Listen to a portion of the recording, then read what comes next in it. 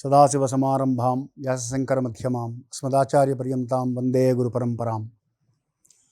దూరదర్శన్ యాదగిరి ప్రేక్షకులందరికీ కూడా శుభోదయం. సన్మార్గం కార్యక్రమంలో మనము భారతీయ సనాతన ఆర్ష సాంప్రదాయానికి చెందినటువంటి ఎన్నో విషయాలను చెప్పుకుంటూ వస్తున్నాం. మహర్షులు, మన పూర్వీకులు, మన పెద్దలు, మన తాత ముత్తాతలు మనకి మన జీవనం ఆనందంగా ఎలా గడుపుకోవాలో సులభమైనటువంటి పద్ధతులలో, తేలికైనటువంటి మాటలలో, చక్కనైనటువంటి అంశాలను వేరువేరు సందర్భాలలో నీతి సూత్రాలతో, నీతి శతకాల పేరిట, అలాగే ఆచరణయోగ్యమైనటువంటి సామెతల రూపంలో మనకు అందిస్తూ వచ్చారు. అందులో ఒకటి ఇవాళ మనం అర్థం చేసుకునే ప్రయత్నం చేద్దాం. మనిషికి ఉండేటువంటి స్వాభావికమైనటువంటి ఎమోషనల్ ఇంబ్యాలెన్స్ అంటాం, మానసిక అసమతుల్యత. ఇందులో ఒకానొక లక్షణము క్రోధం. దీన్ని అరిషడ్ వర్గములలో ఒకటి అన్నారు. అరి అంటే శత్రువులు, షడ్ అంటే 6 వర్గములలో ఒకటి. మనిషిని పాడు చేసేటువంటివి, పాడు చేయడం అంటే సన్మార్గంలో వెళ్ళనీయకుండా ఉంచడం. ఒక 6 లక్షణాలు ఉన్నాయి. దాంట్లో ఈ క్రోధం అనేటువంటిది అతి విశేషంగా చెప్తూ ఉంటారు. కృష్ణ పరమాత్మని అర్జునుడు అడిగాడు, కృష్ణ, చాలామందిని చూస్తూ ఉంటాను, వాళ్ళు మంచి పని చేద్దామని అనుకుంటూ ఉంటారు, కానీ ఎవరో వాళ్ళతో చెడ్డ పని చేయించినట్లుగా చేస్తూ ఉంటారు. వాళ్ళంతా మంచివాళ్లే, సహృదయలే, సదాలోచన కలిగినటువంటి వారే, సత్ప్రవర్తన ఉన్నటువంటి వారే, కానీ ఎందుకు వాళ్ళు అటువంటి తప్పులు చేస్తూ ఉంటారు? మనం కూడా చూస్తూ ఉంటాం మన జీవితంలో చాలామందిని. మంచివాళ్లే, సదాలోచన కలిగినటువంటి వాళ్ళే, సత్ప్రవర్తన ఉన్నటువంటి వారే, సత్చింతన కలిగినటువంటి వారే, కానీ కోపం వచ్చిందంటే నరరూప రాక్షసులుగా మారిపోతూ ఉంటారు. తన కోపమే తన శత్రువు, తన శాంతమే తనకు రక్ష, దయ చుట్టంబవు, తన సంతోషమే స్వర్గము, తన దుఃఖమే నరకమండ్రు తథ్యము సుమతి అని సుమతి శతకం చెప్తుంది మనకి. వేరే శత్రువులు అక్కర్లేదండి, కోపం ఒకటి ఉంటే చాలు, తన్ను తాను పాడు చేసుకోవడానికి ఇంకా వేరే శత్రువులతో పనే లేదు అని చెప్తుంది ఈ శతకం. సుమతి శతకకారుడు నీతిశాస్త్రాన్ని వల్లెపట్టి, జల్లెడపట్టి, దాంట్లో నుంచి స్వచ్ఛమైనటువంటి తెలుగు పదాలతో మనకు అందించారు. తన కోపమే తన శత్రువు, తన శాంతమే తనకు రక్ష. కోపం వచ్చినప్పుడు కావలసినటువంటి గుణం ఏమిటి అంటే క్షమాగుణం. కోపం రావడం సహజం, ఉప్పు కారాలు తింటున్నాం కాబట్టి కోపం వస్తుంది. కానీ కోపం వచ్చినప్పుడు వెంటనే దాన్ని నిగ్రహించుకొని, క్షమ అనేటువంటి ఒక సద్గుణం ఉన్నది, ఈ గుణాన్ని నేను అలవర్చుకోవాలి అని మనకి మనం చెప్పుకొని ఆ క్షమాగుణాన్ని పెంపొందించుకోగలిగినప్పుడు ఏ వ్యక్తి మీదైతే కోపం వచ్చిందో అతన్ని క్షమించి వదిలేస్తాం. మహాభారతంలో ఇటువంటి, అందుకనే రామాయణ భారతాలు చదవండి అని చెప్పింది మనకు. అది కారణం. వాటిల్లో మన జీవన విధానంలో ఉండేటువంటి అన్ని విధములైనటువంటి సమస్యలు, సందర్భాలు మనకి కనబడతాయి. ప్రతి సందర్భానికి ఒక ఉదాహరణ కనబడుతుంది. మహాభారతంలో యుద్ధమంతా పూర్తయిపోయింది. భీముడు దుర్యోధనుని కూడా చంపేశాడు. ఆ సమయంలో ఇక మిగిలింది ఒక్క అశ్వత్థామ మాత్రమే.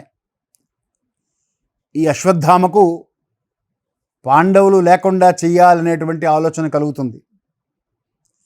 అభిమన్యుణ్ణైతే యుద్ధంలో హతమార్చారు, కానీ ఉప పాండవులు అనేటువంటి ఒక 5 పిల్లలు వాళ్ళు ఉన్నారు కదా, ఈ పాండవ వంశం ఉంటుంది కదా, నిర్వీర్యం చేద్దాం వంశాన్ని అనేటువంటి దురాలోచన కలిగి పాండవులను ఎదుర్కోలేం కాబట్టి రాత్రి నిద్రిస్తున్న సమయంలో ఆ ఉప పాండవులందరినీ చంపివేస్తాడు. ఆ విషయం అర్జునుడికి తెలుస్తుంది. ఏమైనా సరే అశ్వత్థామను పట్టి తీసుకొస్తానని శపథం చేసి పట్టి తీసుకొస్తాడు. అతన్ని చంపబోతుంటే అప్పుడు ద్రౌపది అడ్డం పడుతుంది. అడ్డం పడి, నువ్వు ఇతన్ని చంపావు అంటే ఇతని తల్లి నేను నా కొడుకుల్ని పోగొట్టుకొని ఎంత బాధపడుతున్నానో ఆవిడే అంత బాధపడుతుంది కదా, ఆ విషయం మనం ఆలోచించాలి. కాబట్టి క్షమించి వదిలిపెట్టేసేయి అంటుంది. క్షమ అంటే అసమర్థత కాదు, అది వీర్య లక్షణం. కాబట్టి కోపం వచ్చినప్పుడు క్షమించడం అనేటువంటిది మనం నేర్చుకోగలగాలి, అది అలవాటు చేసుకోవాలి.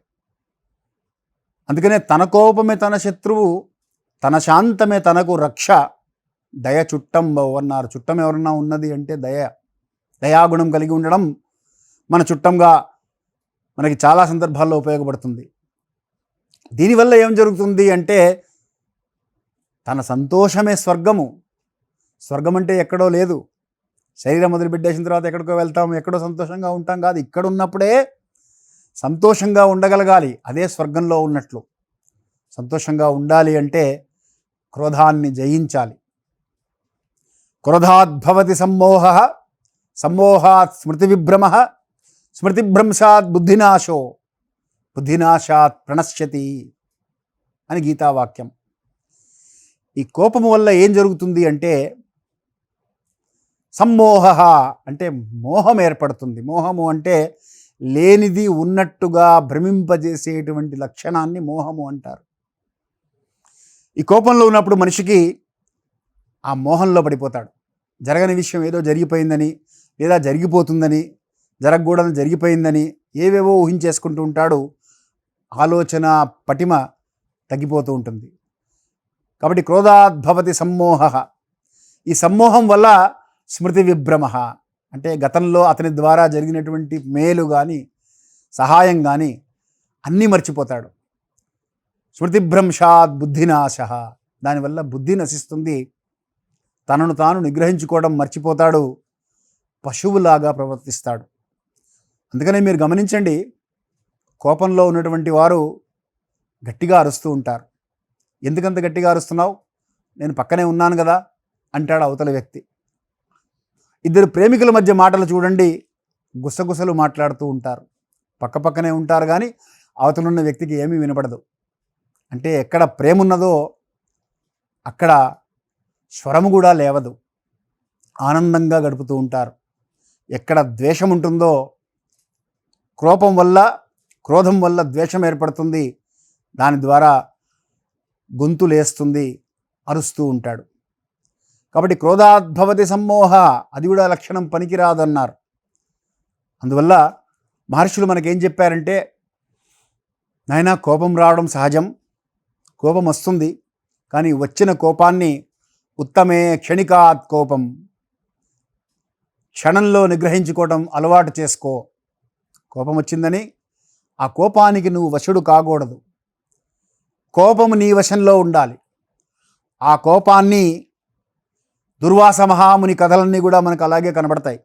పురాణాల్లో దుర్వాస మహాముని అంటే కోపానికి ప్రతీక, కానీ ఆయన కోపము లోక కళ్యాణ హేతువులు. ఆయనకి కోపం వచ్చింది అంటే లోక కళ్యాణం ఏదో జరుగుతోంది అని అర్థం. అలా మనకొచ్చినటువంటి కోపము ద్వారా మనం కూడా లోక కళ్యాణం వరకు పోలేకపోయినా కనీసం మన ఇంట్లో కళ్యాణం అన్నా శుభం. కళ్యాణం అంటే పెళ్ళని కాదు, కళ్యాణం అంటే శుభము, మంగళము, ఆనందకరమైనటువంటి విషయాలు జరిపించుకోవడానికి ఆ కోపాన్ని మనం మరల్చుకునే విధంగా మనం చేసుకోగలిగితే అది ఉత్తమం.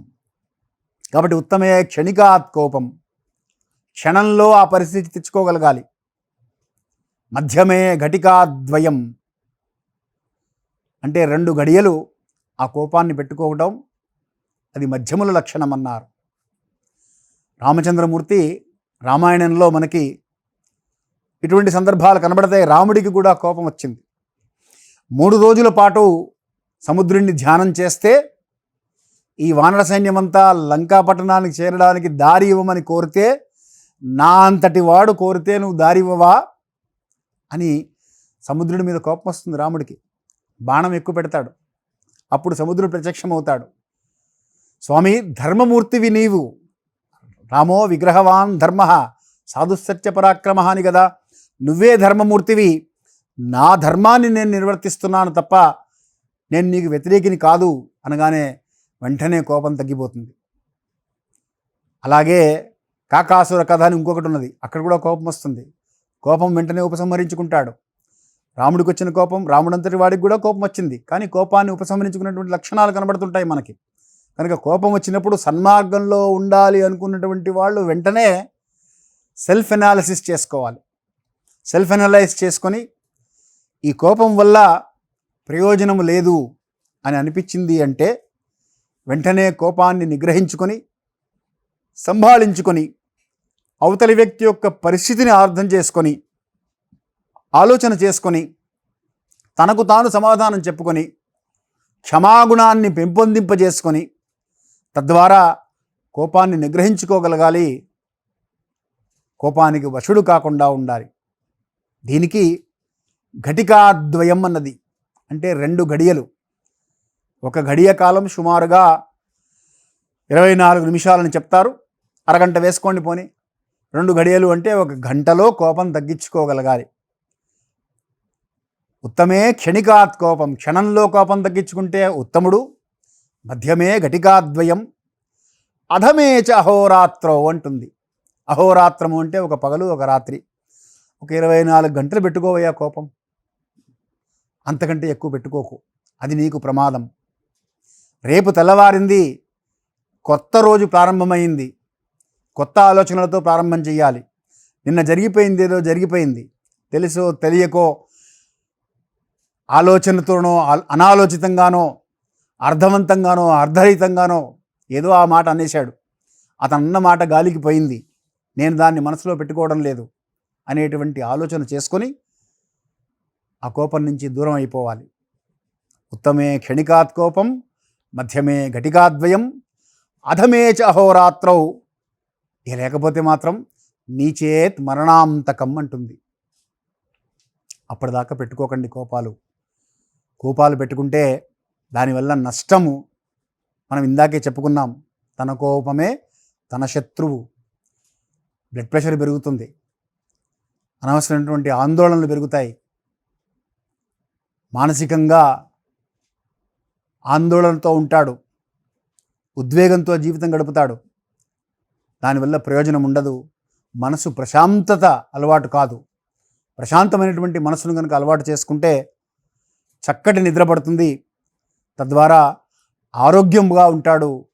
ఆరోగ్యమైనటువంటి శరీరంతో ఆరోగ్యమైనటువంటి మనస్సు ఏర్పడుతుంది, తద్వారా ఆరోగ్యవంతమైనటువంటి ఆలోచనలు వస్తాయి, తద్వారా ఆరోగ్యమైనటువంటి నడక ఉంటుంది, సన్మార్గంలో మనిషి నడుస్తూ ఉంటాడు. ఈ 2 కూడా ఒక విషియస్ సర్కిల్. కోపాన్ని కనుక పెంచి పోషిస్తూ ఉంటే ఆ కోపం వల్ల నెగిటివ్ సర్కిల్లోకి వెళ్ళిపోతాడు. దాని బదులు అక్కడే మనం క్షమాగుణాన్ని అలవాటు చేసుకొని కోపాన్ని నిగ్రహించుకోగలిగితే పాజిటివ్ సర్కిల్లోకి వెళ్ళిపోతాడు మనిషి. దాని ద్వారా అభివృద్ధిలోకి రావడం గ్యారంటీ.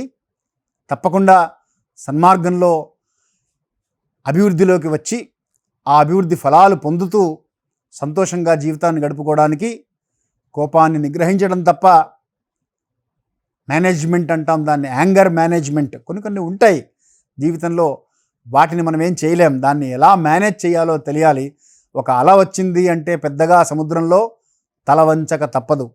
అలాగే కొన్ని సందర్భాల్లో ఎలా అయితే అలలో మళ్ళీ వెనక్కి వెళ్ళిపోతుందో అలాగే ఆ సందర్భం కూడా వెనక్కి వెళ్ళిపోతుంది, మళ్ళీ సాధారణమైపోతుంది. మన జీవితం యథాప్రకారంగా ఆనందమయంగా ఉంటుంది. కాబట్టి కోపాన్ని నిగ్రహించుకోవడం అత్యంత విశేషమైనటువంటి, చాలా ప్రాధాన్యమైనటువంటి, చాలా ముఖ్యమైనటువంటి అంశంగా మనకి మహర్షులు చెప్తూ ఉంటారు. కోపము లేనటువంటి మనిషి మహాత్ముడు. ఆయన మహాత్ముడండి, ఆయన ఎప్పుడూ కోపగించడం చూడలేదు అంటారు. అలుగుటయే ఎరుంగని మహామహితాత్ముడు అజాత శత్రువే అలిగిన నాడు అని ఇప్పటికి కూడా మనం యుధిష్ఠిరుని మనం పొగుడుతున్నాం. కాబట్టి కోపం లేనటువంటి మనిషి భగవంతుడితో సమానం. ఆ లక్షణాన్ని అలవాటు చేసుకుందాం. ధర్మస్య విజయోస్తు.